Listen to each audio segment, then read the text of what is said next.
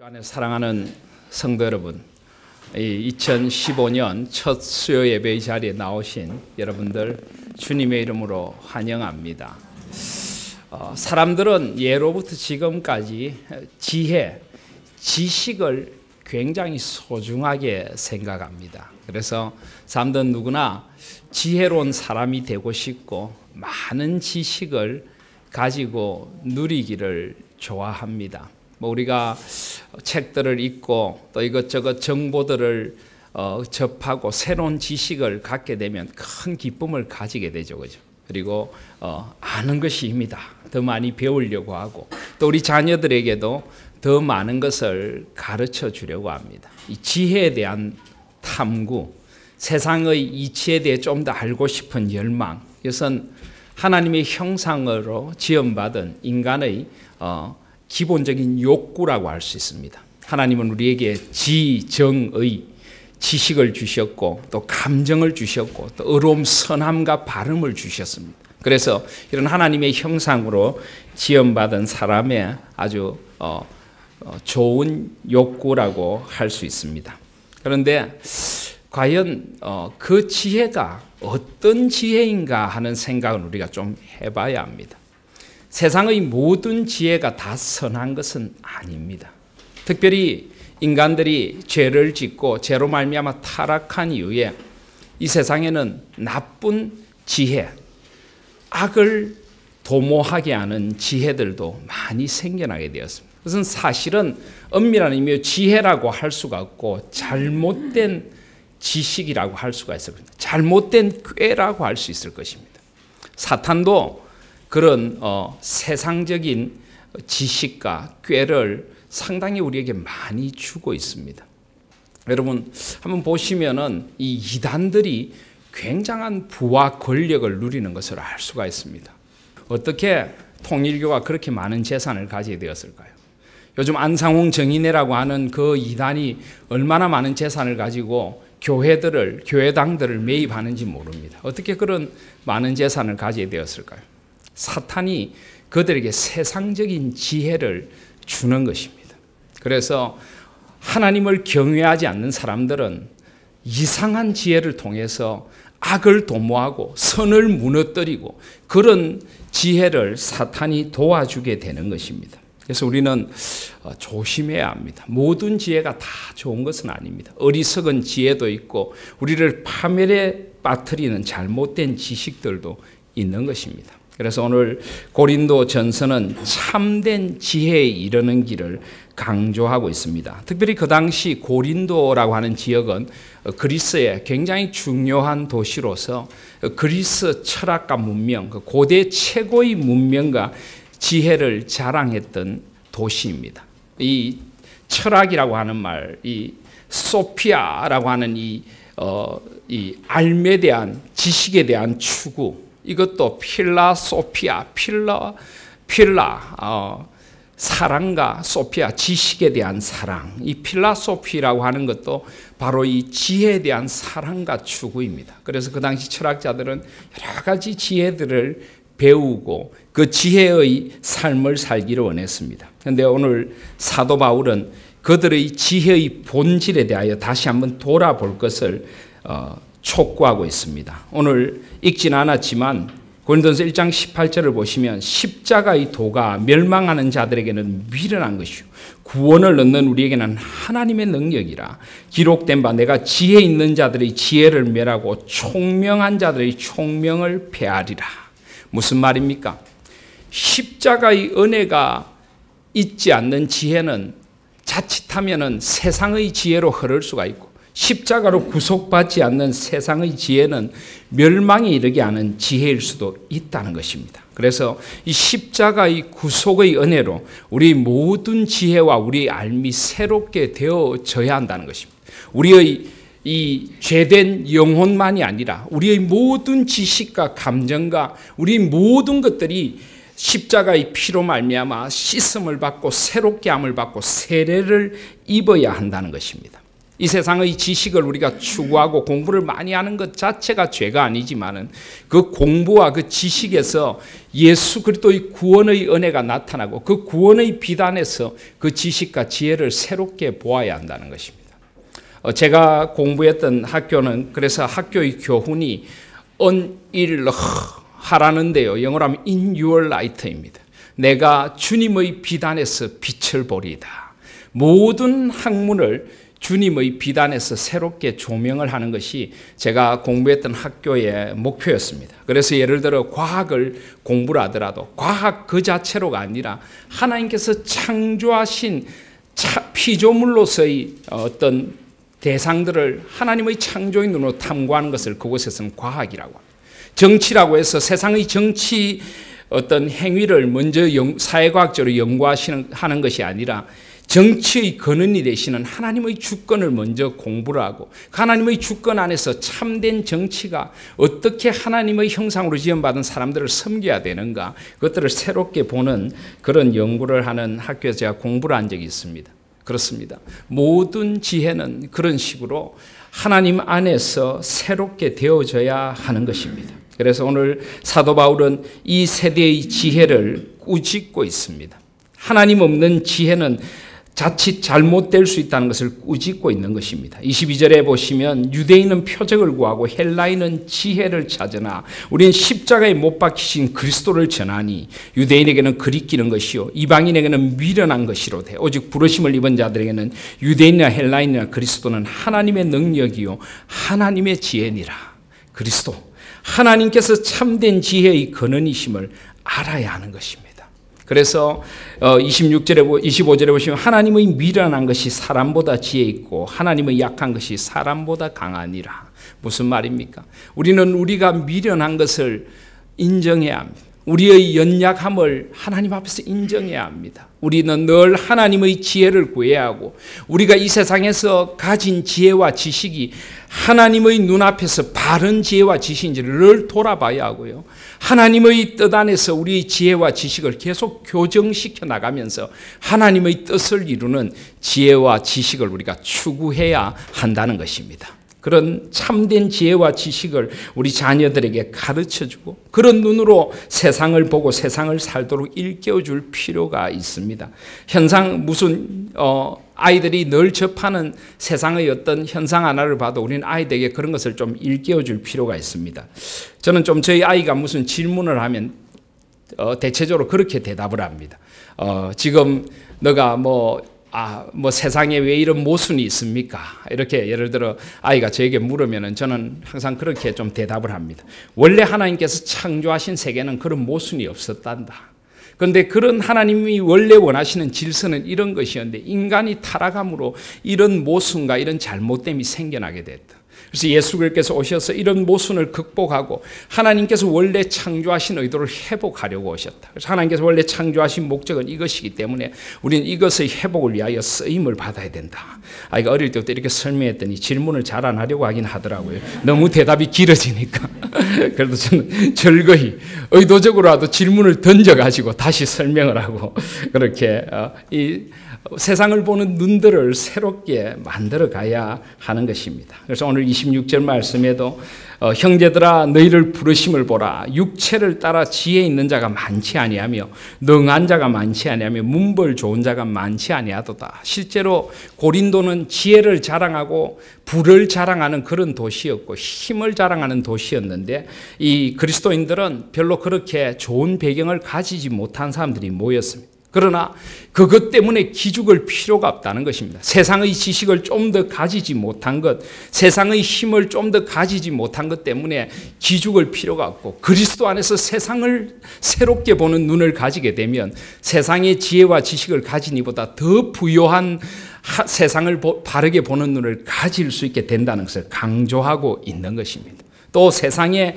문벌 좋고 세상에 지혜가 많은 것들이 결국은 잘못하면 어리석은 추구가 될 수 있다는 것을 일깨워 주시는 것입니다. 그래서 27절에 그러나 하나님께서 세상에 미련한 것들을 택하사 지혜 있는 자들을 부끄럽게 하려 하시고 세상에 약한 것들을 택하사 강한 것들을 부끄럽게 하려 하신다. 오히려 우리가 자신의 연약을 알고 자신의 미련함을 알고 하나님의 지혜를 구할 때 하나님께서 참된 지혜를 우리에게 주신다는 것입니다.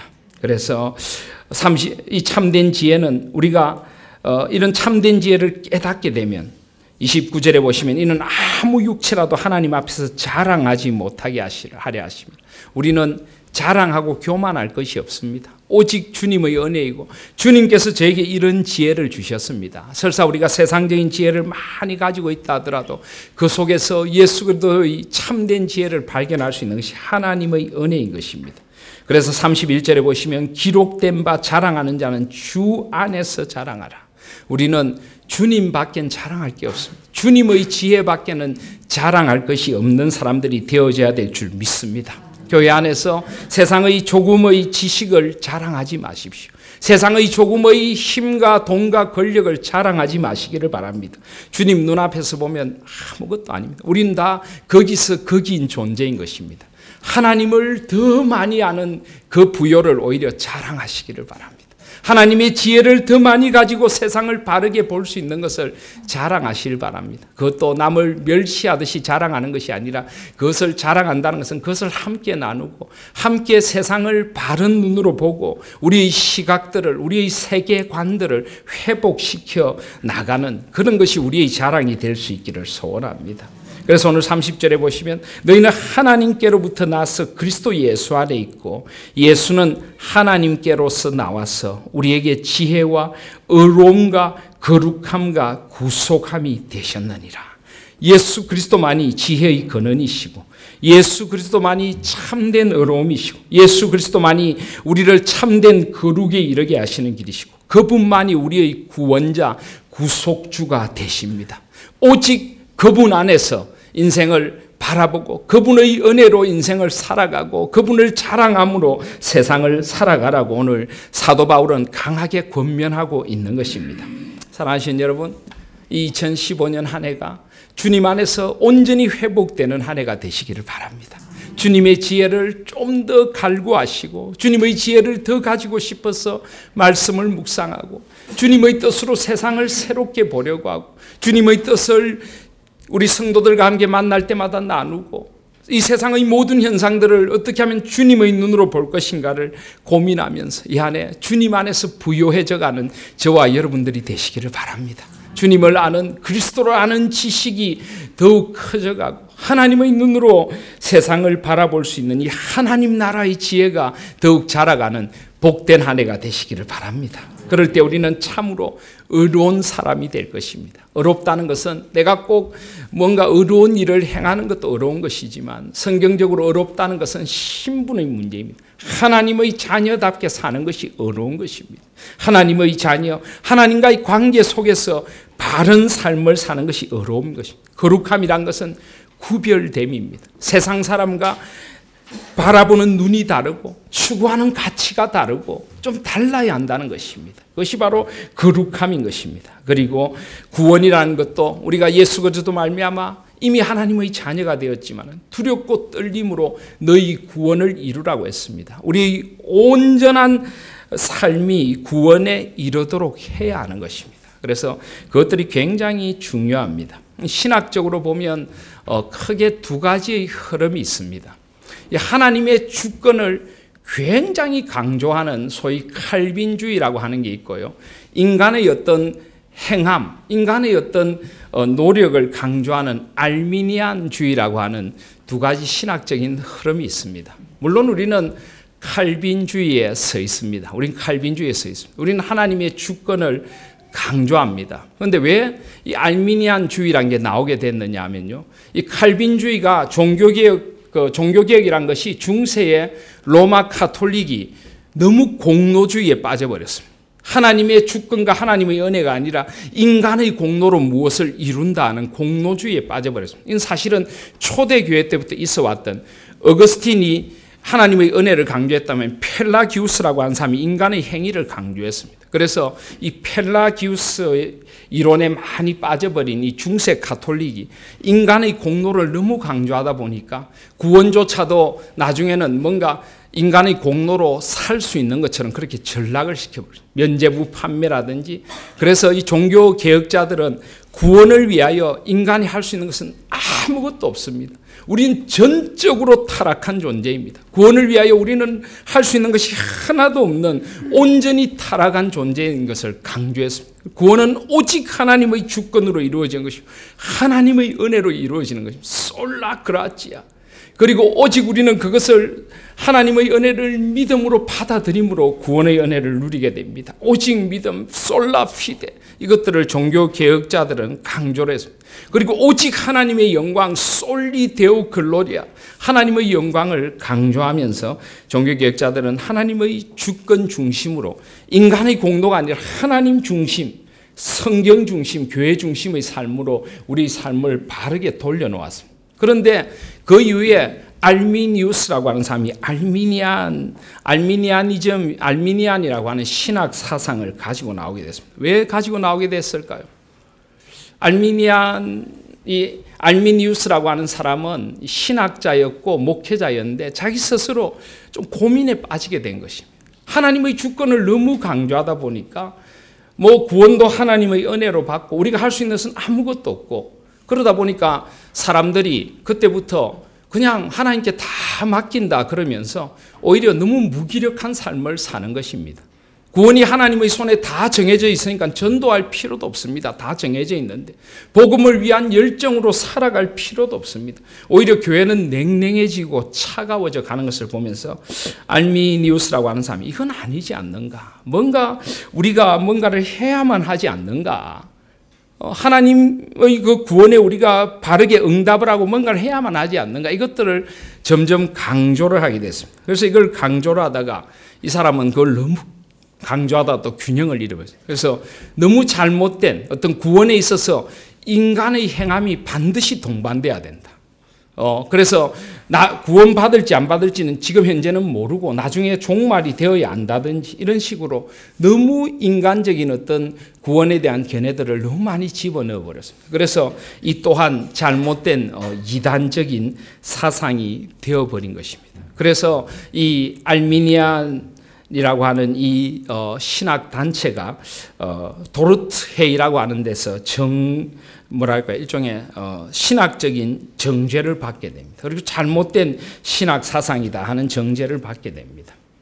물론 알미니아는 잘못된 것입니다. 하나님의 주권을 온전히 드러내지 못했습니다. 그러나 여전히 우리에게 그런 고민은 남아 있습니다. 그러면 우리가 하나님을 위하여 우리가 살아가는 거룩의 삶은 과연 필요 없는 것인가?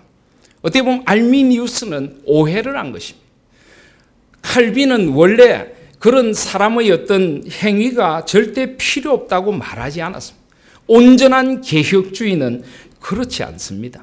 구원은 오직 하나님의 은혜로 받는 것이지만은 그 구원의 은혜를 받은 사람이 그 구원의 감격에 매여서 이미 하나님 앞에 의롭다함을 입은 하나님의 자녀가 되어서 그 하나님의 자녀답게 말씀을 따라 순종하고 살고 하나님의 뜻을 따라 살려는 그 노력을 결코 칼빈은 정죄하지 않았습니다. 그것은 알미니안주의가 아니라 그것은 은혜에 매인 바른 성화의 삶인 것입니다. 그래서 성경에도 두렵고 떨림으로 너희 구원을 이루라라고 합니다. 이미 우리가 구원받았지만 우리가 온전히 구원받은 존재답게 온전히 성화되고 영화되고 거룩해지기 위하여 하나님의 말씀을 순종해야 합니다. 물론 그것도 내 힘으로 되는 것이 아니라 하나님의 은혜로 되는 것이고 하나님의 주권으로 되는 것이지만 우리는 그 하나님의 부르심에 응답할 필요성이 있는 것입니다. 그래서 이 야고보서를 제가 지난해 우리 교회에서 함께 수요예배마다 나누면서 그 고민을 함께 나누었던 것입니다.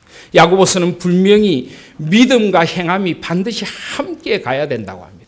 야고보서에 나타난 정당한 행함을 강조한다고 해서 그것을 알미니안주의라고 하는 것은 신학적인 균형을 잃어버린 사람들의 잘못된 생각인 것입니다. 하나님은 분명히 믿음과 행함이 함께 가야 된다고 성경은 이야기를 합니다. 그리고 믿음과 행함을 분리시켜 생각하는 것 자체가 성경적인 사고가 아닙니다.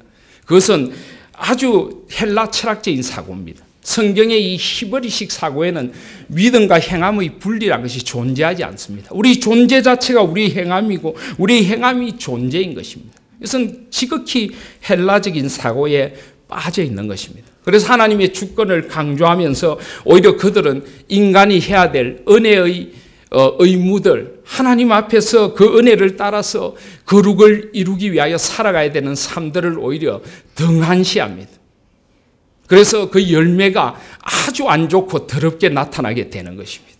우리는 하나님 앞에서 바른 믿음과 행함을 함께 이루어 가야 합니다. 우리는 결코 하나님의 주권을 우리는 망각하지 않습니다. 우리는 결코 우리의 행함이 무슨 하나님 앞에 공로가 된다고 하지 않습니다.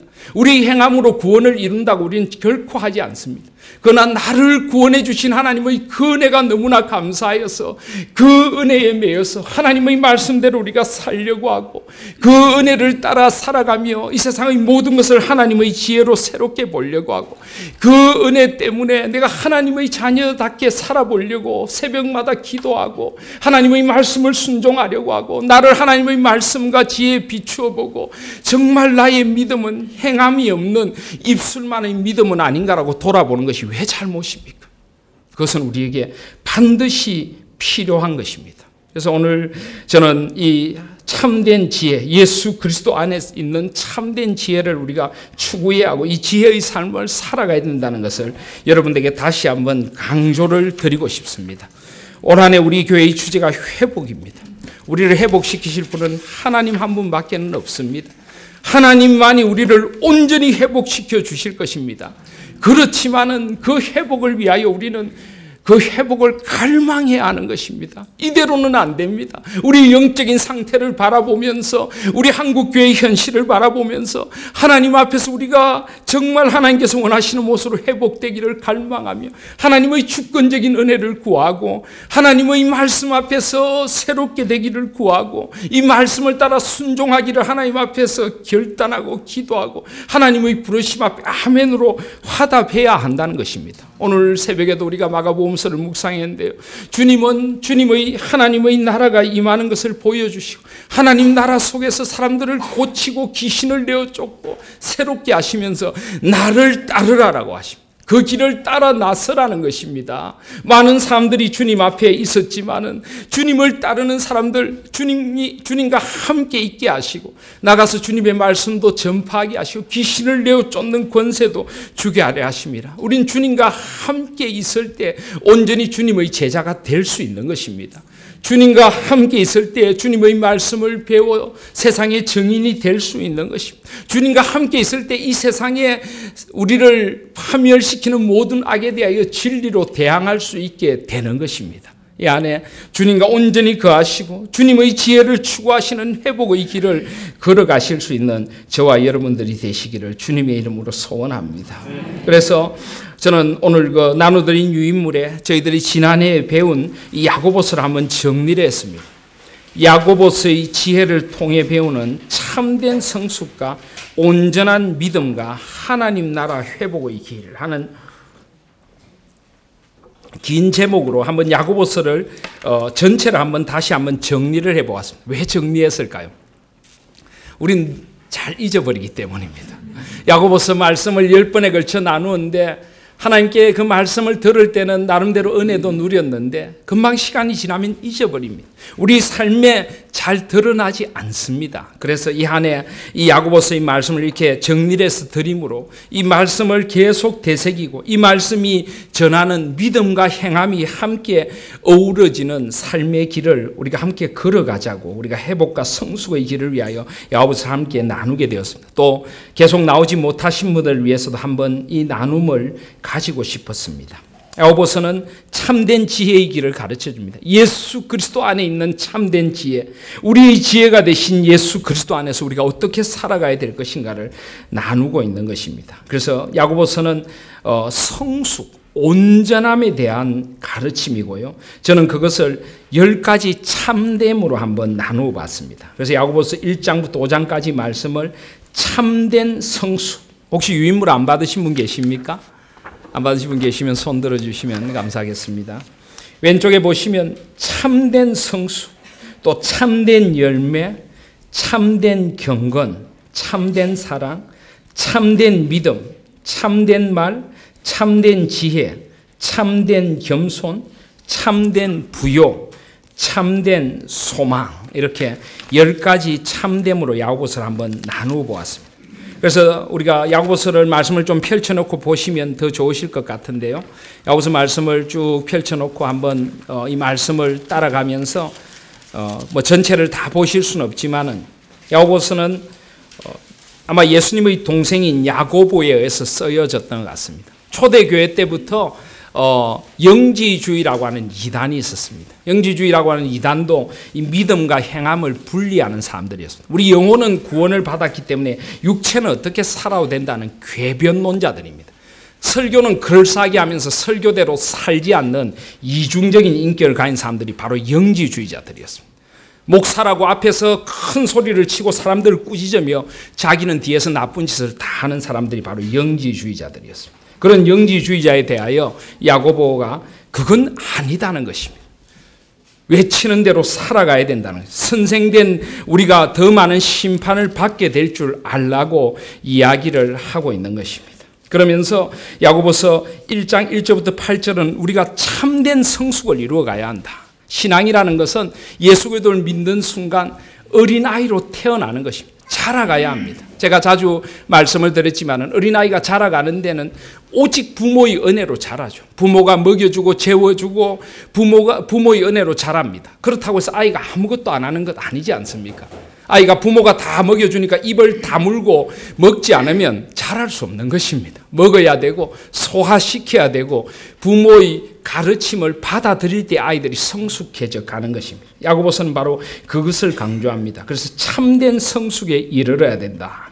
야고보서 1장을 열자마자 야고보는 우리의 삶에 시험이 있다는 것을 말합니다. 믿음의 길에, 또 특별히 초대교회는 예수님을 믿는다는 것 자체가 여러 가지 시험을 만나는 길이었습니다. 그런 고난을 온전히 기쁘게 여기라라고 합니다. 그 이유가 무엇입니까? 시련과 환난이 참된 영혼의 성숙을 가져오기 때문에 그 은혜를 누리라. 제가 오늘 나눠드린 유인물에 보시면 왼쪽 편에 야고보서를 통해 누리게 되는 참된 성숙과 회복을 먼저 이야기를 합니다. 하나님은 언제나 우리에게 먼저 은혜를 주시는 분이십니다. 하나님은 먼저 야고보서를 통하여 우리에게 풍성한 은혜를 약속하십니다. 하나님의 말씀을 따라 살면은 이런 은혜를 누리게 되고 이런 성숙을 누리게 되고 이런 회복을 누리게 된다는 것을 먼저 가르쳐 주십니다. 그러므로 우리가 이런 성숙과 회복을 누리기 위하여 어떤 삶을 살아야 되는가 하는 그 하나님의 권면을 뒤에 놓는 것입니다. 이 하나님의 권면이 먼저 오면 소위 말하는 알미니안이 됩니다. 하나님의 권면이 먼저 와가지고 이렇게 살면은 이런 공로를 받는다, 뭐 이런 것을 누린다 하면 소위 말하는 신학적으로 공로주의가 됩니다. 그러나 먼저 하나님이 이런 은혜를 주시기 때문에 이 은혜를 받은 자로서 마땅히 이렇게 살아야 된다 하는 것은 이건 은혜를 따라 사는 삶이지 결코 공로주의가 아닌 것입니다. 은혜를 따라 바르게 사는 삶인 것입니다. 그래서 이 두 가지가 동전의 양면처럼 함께 있어져야 한다는 것입니다. 참된 성숙, 시련과 환난이 참된 영혼의 성숙을 가져오는 은혜를 누린다고 야고보서는 강조하고 있습니다. 여러분이 시련을 만납니까? 여러분이 어떤 고난을 만납니까? 하나님께서 여러분을 이 고난을 통해 성숙시켜 가려고 하신 축복이라는 것을 다시 한번 생각해 보시길 바랍니다. 고난은 변장된 축복입니다. 시련은 우리를 하나님의 사람으로 더 성숙시켜 갑니다. 금은 더 끓일수록 정금이 되는 것이죠. 그래서 야고보는 시련과 환난이 참된 영혼의 성숙을 가져오는 것을 일깨워주면서 기쁘게 여기라. 먼저 시련조차도 하나님 앞에서 누리라는 것입니다. 시련조차도 기쁘게 여기라는 것입니다. 그리고 이런 시련이 올 때 우리는 신학의 성숙을 누리게 됩니다. 또 더 깊은 기도를 배우게 됩니다. 이런 시련을 통하여서 시련을 이길 수 있는 지혜를 받아 누릴 수 있다. 이게 야고보서 1장 1절부터 8절까지의 내용입니다. 그래서 먼저 하나님께서 시련을 통해 주시는 은혜, 이 은혜들을 먼저 말씀하십니다. 그렇기 때문에 우리는 시련을 만날 때 어떻게 해야 됩니까? 하나님의 지혜를 깨닫고 오른쪽에 보면 따르는 온전한 사람이 되도록 기도해야 합니다. 그리고 두 마음을 품은 사람이 되지 말고 하나님을 온전히 신뢰하라. 야고보서는 두 마음을 품는 것에 대하여 자주 경고합니다. 1장 8절에 보시면 두 마음을 품어 모든 일에 정함이 없는 자로다. 우리는 하나님 앞에서 두 마음을 가진 자가 되면 안 됩니다. 겉으로는 그럴싸하게 행동하고 겉으로는 영적인 지도자인 양 행세하면서 뒤에서 딴짓을 하는 두 마음을 품은 자들이 되면 안 된다는 것입니다. 하나님 앞에서 온전한 한 마음의 사람들이 되어져야 된다. 그러기 위하여 하나님을 온전히 신뢰하고 따르라 하는 것을 야고보서 1장 1절부터 8절은 우리에게 강조하고 있는 것입니다. 그래서 제가 첫 부분은 야고보서를 통해 누리게 되는 참된 성숙과 회복에 대하여 말하고, 두 번째 부분은 야고보서가 우리에게 권면하는 하나님 나라 회복의 길, 이렇게 제목을 잡아봤습니다. 우리는 하나님 나라를 회복시키러 오신 예수 그리스도 안에 살아갑니다. 제가 자주 말씀드리지만은 우리 교회 하나인 교회란 이름은 하나님 나라를 지향하는 교회다 하는 뜻이 있습니다. 하나님 나라란 무엇입니까? 하나님 나라란 하나님이 원래 세상을 창조하신 그 창조의 온전한 모습이 회복되는 것이 하나님의 나라입니다. 나의 삶에서부터 하나님의 나라가 회복돼야 됩니다. 내가 내 삶의 주인이 아니라 하나님이 온전히 내 삶의 주인이 되어주시는 것, 그게 구원입니다. 하나님의 내 삶의 주인이 되어서 내 삶의 한가운데서부터 하나님이 나를 변화시키는 것입니다. 나의 가치관이 바뀌고 세상을 바라보는 눈이 바뀌고 사람들을 대하는 태도가 바뀌고 가족들을 대하는 태도가 바뀌고 일을 하는 의미가 바뀌고, 이게 바로 하나님의 나라입니다. 그래서 우리가 새벽마다 새벽 기도회 때 주기도문을 함께 기도하지 않습니까? 나라의 임하옵시고, 먼저 나의 삶에 하나님 나라가 임하게 하여 주시옵소서. 하나님의 온전한 다스리심이 임하게 하여 주시옵소서. 야고보는 지금 하나님 나라를 향한 회복의 길을 제시하고 있습니다. 우리 삶이 변화되어야 된다는 것입니다. 우리 삶이 말하는 것처럼, 믿는 것처럼 온전한 행함으로 말미암아 변화될 수 있어야 됩니다. 우리 삶에서부터 하나님 나라가 임해야지, 다른 사람들은 가르치면서 나는 하나님 나라가 임하지도 않고 내가 내 삶의 주인이 돼서 내 욕심만을 위해 사는 그런 존재가 되어서는 안 된다는 것입니다. 그래서 나부터 하나님 나라가 임하기 위해서는 하나님의 지혜를 추구해야 됩니다. 그것을 깨달아야 됩니다. 그리고 그 지혜를 따르는 온전한 사람이 될 수 있도록 기도하라. 야고보서는 처음에 기도할 것을 강조합니다. 그리고 두 마음이 품은 사람이 되지 말고 하나님을 온전히 신뢰할 때 내 삶에 하나님의 나라가 임하고 하나님의 통치가 임하고 내가 하나님 나라의 비전을 살아가는 그 길을, 회복의 길을 시작하게 된다는 것입니다. 야고보서 1장 9절부터 18절까지에서는 특별히 이 부함과 가난함이라는 이 주제를 놓고 부함을 자랑하지 말고 가난하다고 기죽지 말고 하나님 앞에서 영적인 부요를 자랑하라고 한 후에 시험, 유혹에 대하여 말합니다. 1장 앞부분의 시험은 우리 인생의 시련이라면 1장 12절부터의 시험은 유혹입니다. 유혹.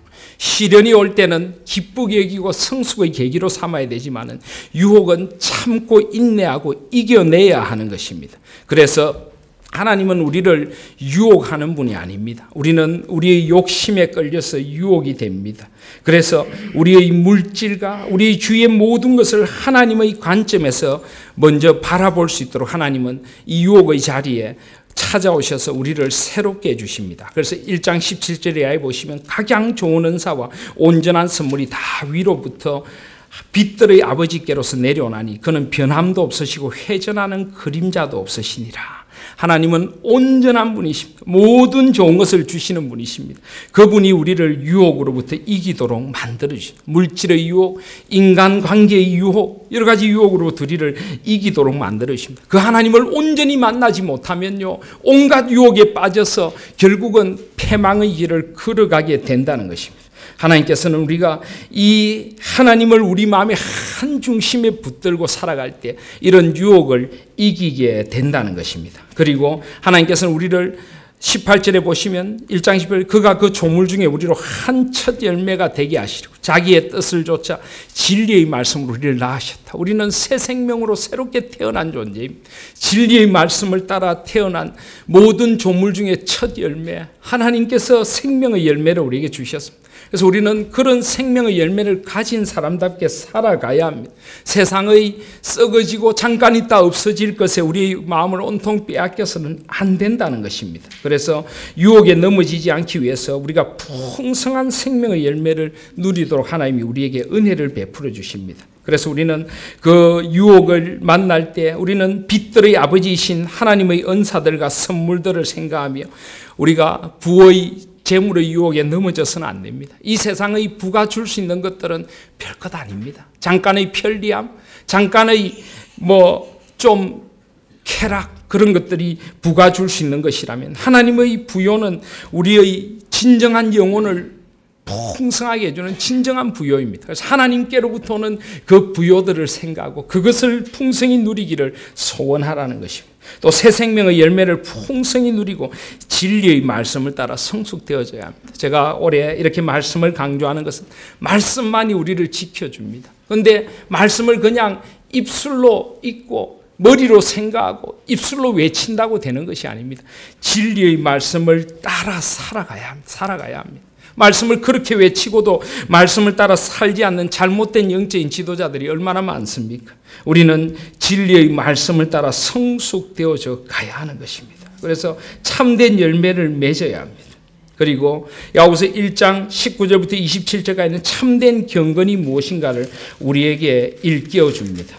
참된 경건은 하나님의 말씀으로부터 시작이 된다는 것을 강조합니다. 마음에 심긴 도를 온유함으로 받음으로 모든 율법에서부터 자유하게 되는 자유의 율법을 받아 누리라라고 합니다. 전에도 말씀드렸지만 율법이라는 법이 잘못된 것이 아닙니다. 그러나 이 법을 지키는 정신이 바르게 되어져야 합니다. 이것을 어떤 두려움으로나 공로로 이 법을 지켜서 내가 뭔가 얻으려는 공로로가 아니라 하나님의 은혜에 매여서 이 법을 지키고 하나님이 나를 이 세상의 죄로부터 자유케 하시는 그 법으로 우리가 지켜야 될 때 참된 자유를 누리게 되는 것입니다. 전에도 말씀드렸지만 법은 우리를 올가매는 것이 아닙니다. 우린 법을 우리를 올가맨다고 생각하면 곤란합니다. 그래서 그때 말씀드렸죠.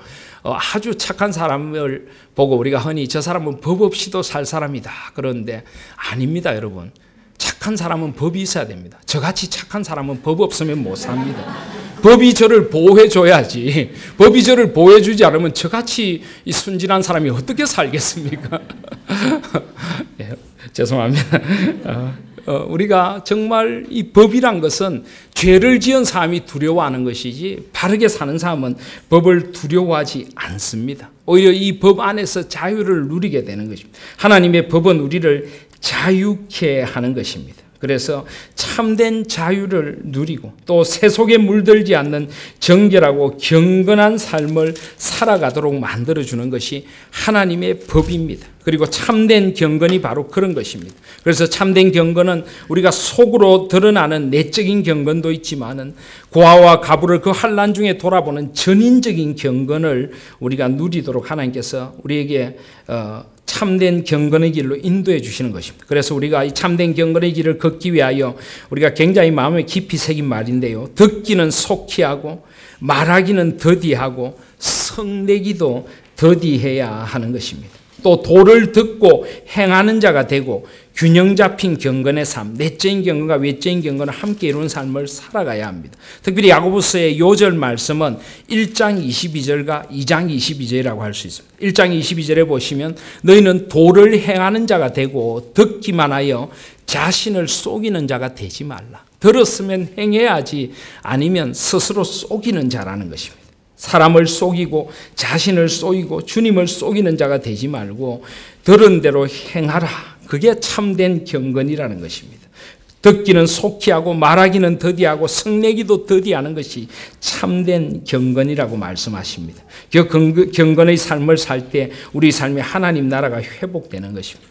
또 2장에 가시면요, 사람들을 외모로 취하는, 교회 안에서 사람들이 가진 것, 사람들이 드러내는 것을 외모로 취하는 잘못에 대하여 책망하면서 절대 사람들을 외모로 취하지 말라라고 합니다. 그러면서 우리가 이웃을 너 자신과 같이 사랑하라 하는 이웃 사랑의 최고의 법을 마음으로부터 지키는 사람이 되도록 하나님은 우리를 성숙시켜 가십니다. 그래서 하나님 안에서 말씀을 따라 살아갈 때 우리의 마음의 기준이 바뀌는 것입니다. 나 중심의 삶에서 이웃을 향한 열린 마음을 가지게 되는 것입니다. 또 그렇게 사는 사람은 하나님 앞에 긍휼히 여기심을 받고 심판을 이기게 되고 하나님 앞에서 그것을 아름답게 자랑하게 된다는 것입니다. 그렇습니다. 우리가 다른 이들을 긍휼히 여길 때 하나님께서 우리를 긍휼히 여겨 주시는 것입니다.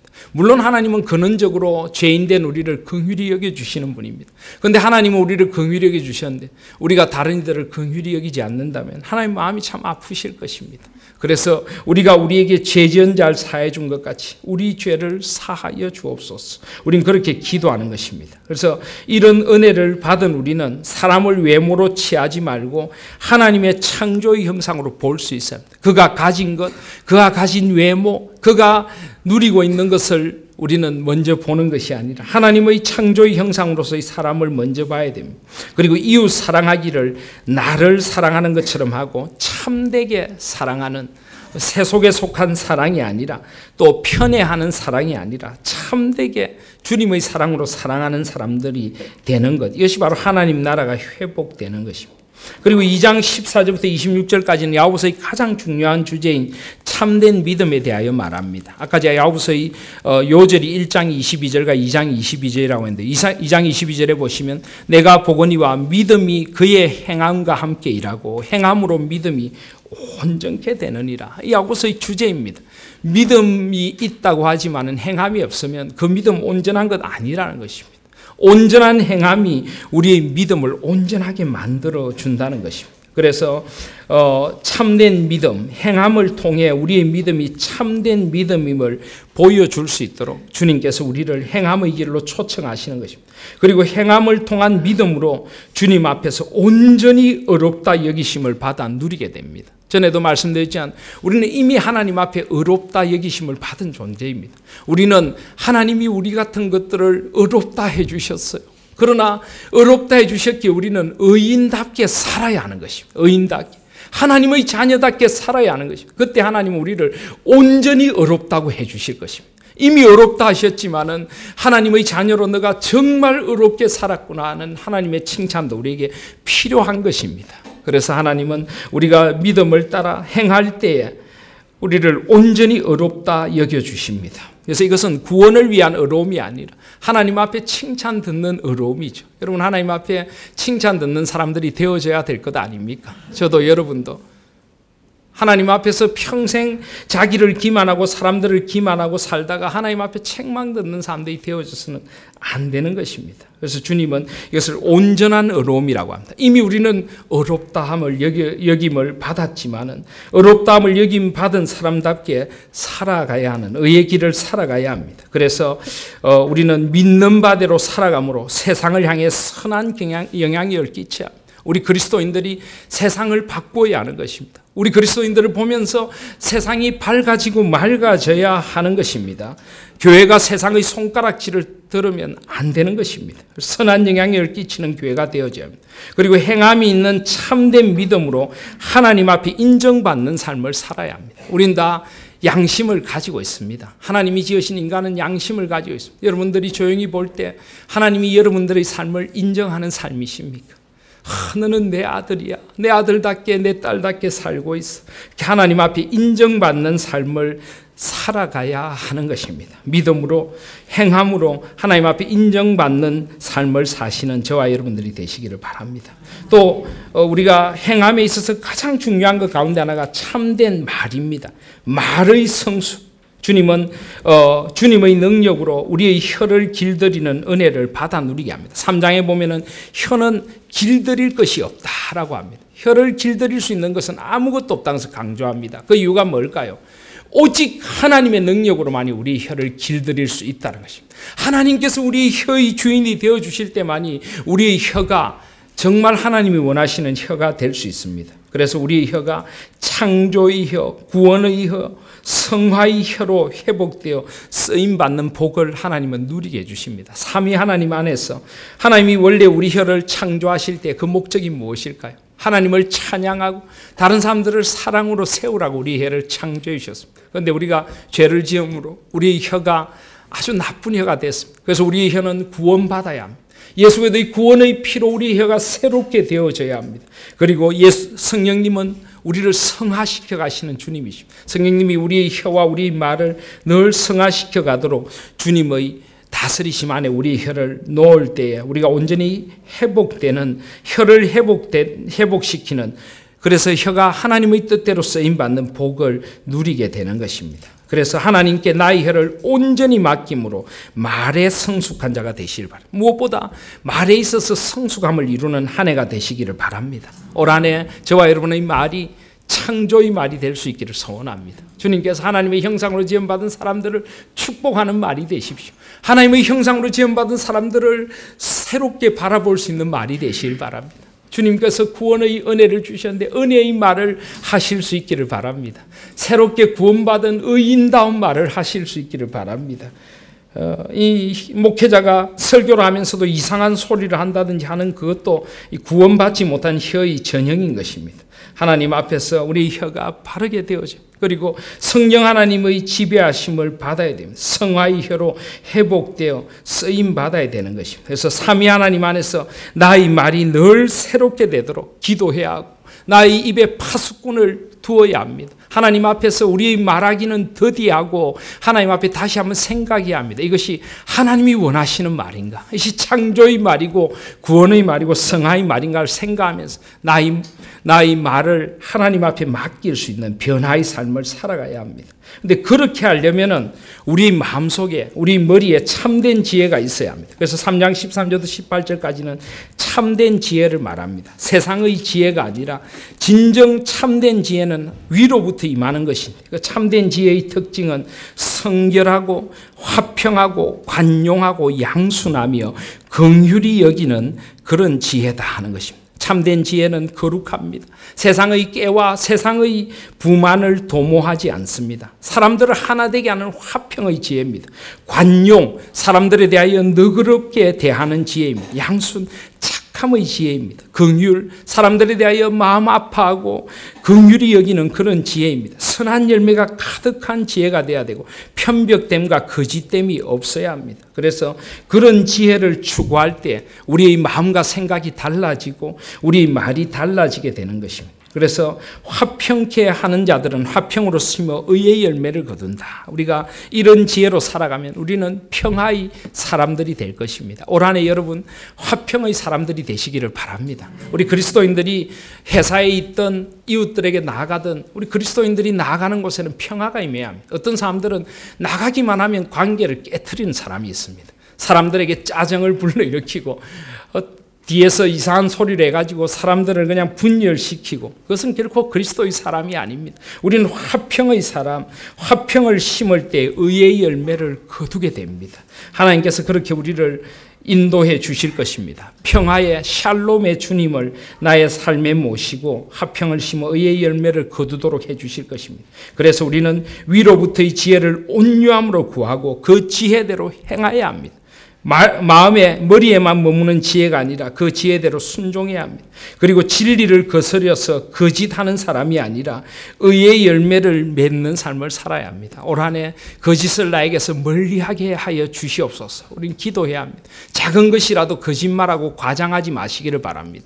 그리스도인들이 자꾸만 맹세하는 것도 문제가 있습니다. 막 사람들이 말만 하면 맹세하는 사람들이 있어요. 내가 진짜 이야기하는데 이건 정말인데 말이야. 제발 좀 믿어줘. 이렇게 말한다는 것 자체가 문제가 있는 것입니다. 그렇게 외쳐야만 믿어주는 사람이 아니라 저 사람이 하는 말은 정말 진실된 말이야. 저 사람이 한마디 하면 무게가 있어. 깊이가 있어. 이런 사람이 되어져야 될 줄 믿습니다.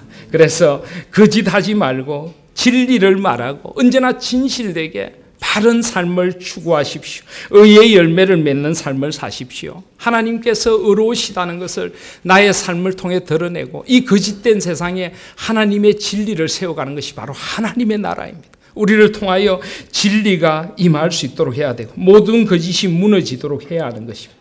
그리고 우리는 또한 지혜를 구할 뿐만 아니라 참된 겸손으로 살아야 합니다. 그래서 4장 1절부터 보면 성도들 안에 다툼, 시기와 욕심이 있어서는 안 된다는 것입니다. 정욕으로 쓰려고 잘못 기도하는 그런 기도가 있어서는 안 된다는 것입니다. 그래서 우리가 겸손함으로 하나님을 가까이 하는 은혜를 받아 누리도록 하나님은 우리를 겸손하게 만드십니다. 또 정욕으로 쓰려고 잘못 구하는 것이 아니라 주님 뜻대로 구하게 될 때, 그리고 우리가 우리 스스로를 낮추게 될 때 하나님께서 우리를 높여주십니다. 주 안에서 10절에 4장 10절에 보시면 주 앞에서 낮추라. 그리하면 주께서 너희를 높이시리라. 주님은 겸손한 사람들을 들어 쓰시는 하나님이십니다. 그래서 겸손히 하나님의 뜻에 순복하고 교만의 마귀를 대적하시길 바랍니다. 마귀가 우리를 넘어뜨리는 가장 쉬운 방법 몇 가지가 있습니다. 그건 뭐냐면 교만을 붙이죠. 교만. 나를 드러내도록 만들고 내가 아니면 안 되고 내가 이것을 했고 주님이 아니라 자꾸 나를 드러내도록 만들고 자신을 드러내도록 만들고 이 교만이 바로 마귀가 하는 것입니다. 이렇게 되면 공동체가 파괴됩니다. 또 마귀는 이간질을 시킵니다. 거짓을 만들어내고 미움과 시기를 통해 공동체를 파괴합니다. 그렇기 때문에 우리는 겸손해야 합니다. 나를 드러내지 않고 다른 이를 존중하고 주님의 뜻을 순복해야 합니다. 그래서 교만과 분열의 마귀를 대적해야 하는 것입니다. 또 두 마음을 품지 말고 마음을 성결케 하고 남을 비방해서는 안 됩니다. 언제나 다른 사람을 존중히 여기고 돌아서서 남 좀 비난하지 마시기를 바랍니다. 실컷 이야기하고 돌아서서 저 사람 어떻다고 비난하고 하나님께서 다 듣고 계십니다. 사람을 소중히 여기고 앞에서 할 수 없는 말은 뒤에서도 하시지 마시기를 바랍니다. 아시겠습니까?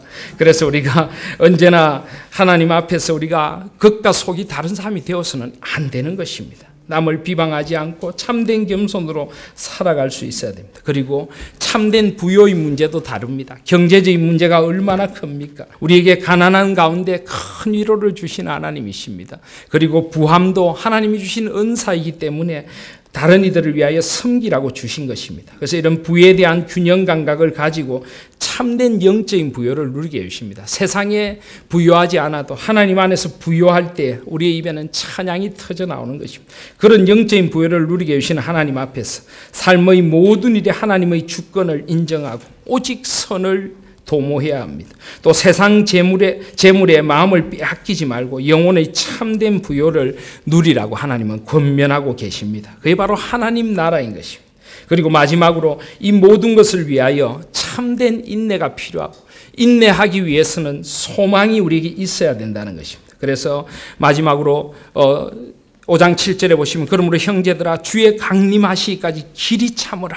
농부들이 또 선지자들이 욥이 참았던 것처럼 길이 참으면서 인내를 통해서 주님의 자비와 긍휼의 소망과 은혜를 누리며 우리가 주님의 종말론적인 소망을 바라보도록 해주십니다. 또 소망 가운데 믿음의 기도를 드리고 응답의 열매를 누리도록 해주십니다.